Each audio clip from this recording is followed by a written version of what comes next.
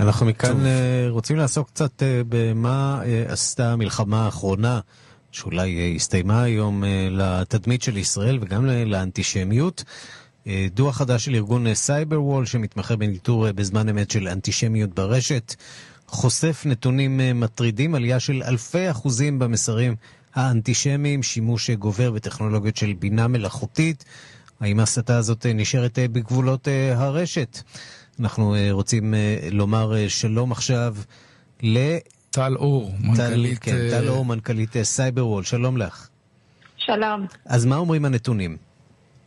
אז הנתונים מראים משהו שבהחלט מדאיג, וכמו ששאלת, אנחנו מאוד נמצאים בדאגה לא רק מבחינת הדיהומניזציה כלפי ישראלים, אבל גם כלפי יהודים ברחבי העולם, שזה מדאיג כי פשוט יש אלימות היום מאוד מובהקת של גל של אנטישמיות. הנתונים בעצם חושפים שמאז תחילת המלחמה יש תופעה מאוד ברורה של חגיגה ואהדה של פגיעה באזרחי ישראל, פגיעה בתשתיות בישראל.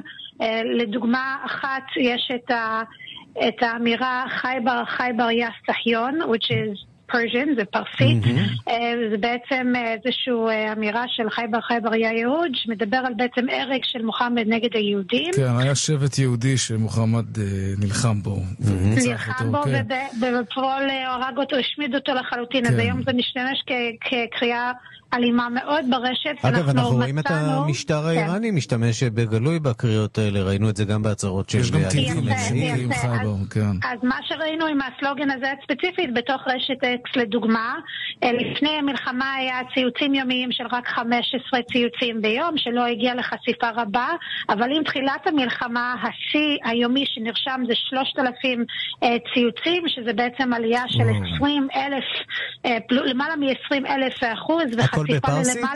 הכל בפרסית? הכל בפרסית, והגיע ל9 מיליון חשבונות ב-X, ומה שראינו שהיה מדהים לראות זה שאיראן בעצם סגרה את השלטר על האינטרנט לפרסים, לאיראנים, אז פתאום הייתה ירידה באותה קריאה. זאת אומרת, זה היה איזשהו גם נקודה להבין בדיוק באתי לשאול אותך מאיפה זה בא.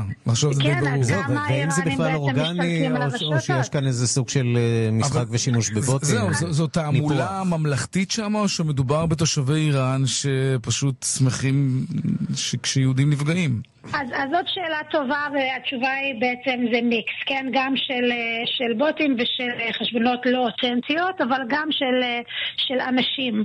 כמובן, וכל המטרה של שימוש ברשתות האלו שצריך להבין, זה בדיוק העניין הזה של לפרוץ את הגבולות, כן. ובעצם לנרמל קריאות לאלימות, הוסטיליות ובוז נגד לא רק ישראלים, אבל גם יהודים, בנוסף לקריאות האלו. וגם השימוש שהופך, צריך לומר, מתוחכם יותר בזכות אמצעים של בינה מלאכותית, למשל באמצעות סיוע של ואו של גוגל, תוכנות שמאפשרות יצירה קלה מאוד של סרטונים. ראינו, אני נתקלתי ככה במהלך הימים האחרונים בכמה סרטונים. אחד מהם היה סרטון אנימציה שמסביר בעברית לישראלים איך צריך לעזוב את ישראל, מה האמצעים שבהם הם יכולים לרדת מהארץ בעצם. לשבור להם את החוסן, כן. בדיוק. ועוד סרטון אחר שדימה איזה סוג של קרב של ימי הביניים, שבו תופסים את ראש הממשלה נתניהו, מבצעים בו שפטים,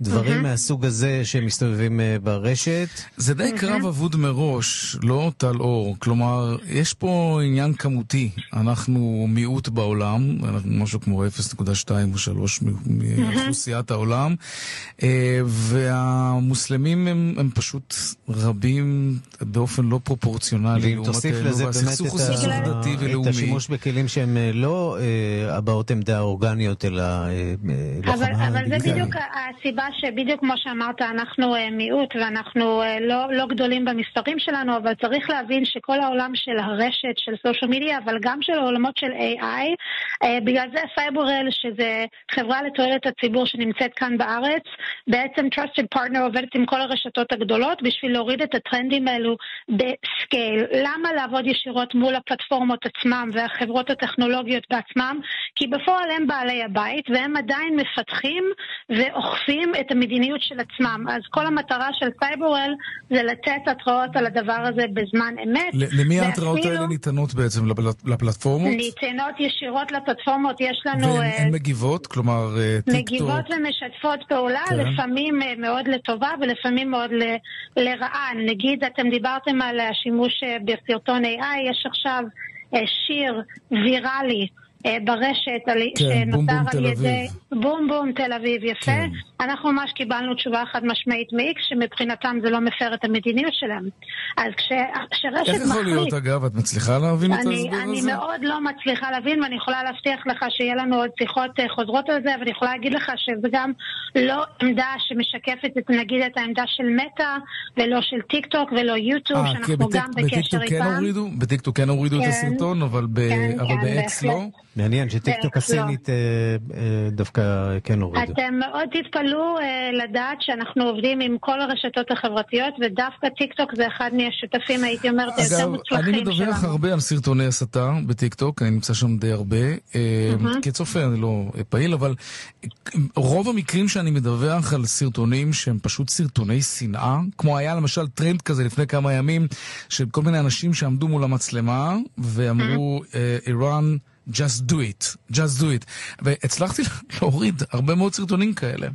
כן, הם משתפים פעולה, כן.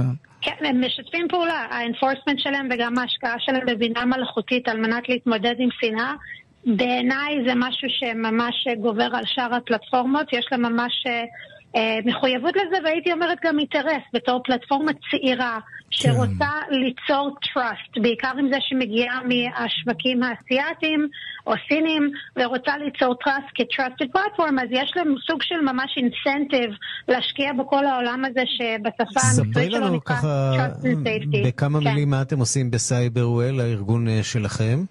כן, סייברוול היא חברה לתועלת הציבור שנמצאת כאן בארץ, והיא בעצם trusted partner של כל הפלטפורמות הגדולות, ועובדת באופן גלובלי. ב-2022 אנחנו השקנו את הפלטפורמה הראשונה שהיא בעצם מסד נתונים שמנטרת אנטישמיות ברשתות החברתיות בערבית וגם באנגלית.